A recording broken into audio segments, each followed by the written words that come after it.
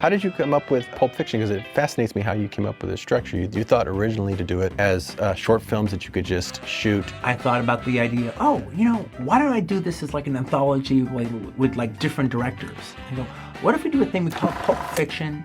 I'll write one of the stories, I can write another story, Tony could do one, and I'll write a third one, and we get another director to do another one. And they were like, wow, that's great, let's do that. And I did have the basic idea that would be Vincent Vega and Marcellus Wallace's wife, that story. And so I thought, well, I could write that, and then we could go out and do that as a short film. And when I had that idea of doing it as a short film, I wanted to possibly do it with Roger Avery, who was a good friend of mine at the time. So Roger, why don't you come up with a story of your own? And he came up with like the Butch Coolidge story, the boxer story. He didn't have the gold watch speech.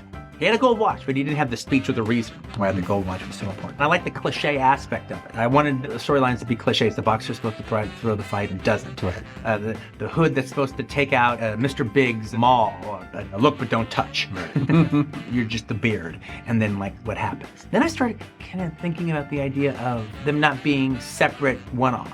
Making it so maybe some characters can overlap. Right. And not in a gimmicky kind of way, but it just all take place in the same world.